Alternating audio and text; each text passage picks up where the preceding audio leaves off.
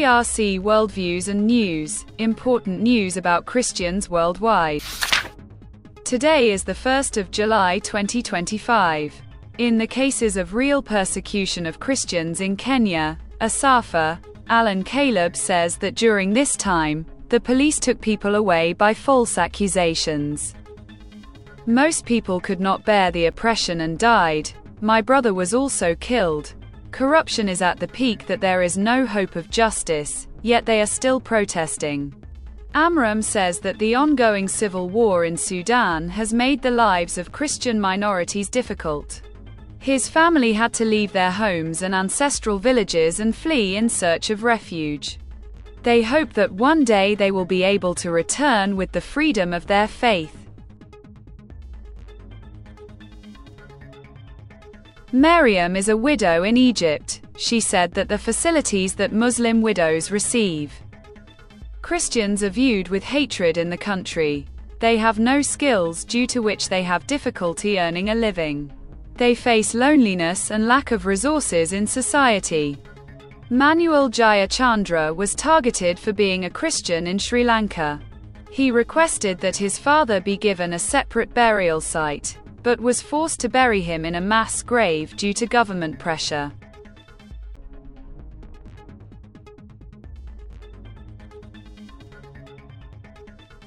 Mazara Kem says that Christians are being wiped out from Nigeria under a systematic plan.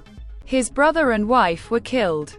He made many requests for help, but the government never came to save anyone. Mansour Maliko said that the Islamic State is looking for Christians in Iraq. His wife was kidnapped and then subjected to sexual violence. She is still missing. She is also living in a shelter.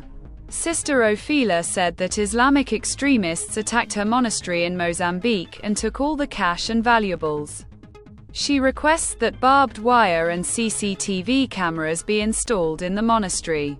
Paulus said that his wife was kidnapped in front of him. Now she is nowhere to be found.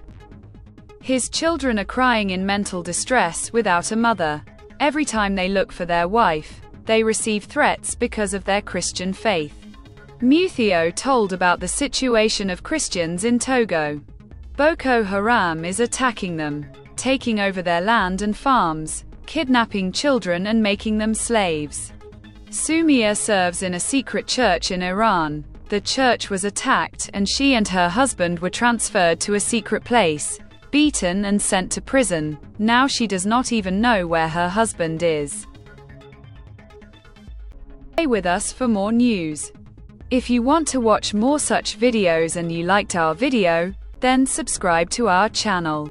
A reliable source of information. Stay connected with CRC News.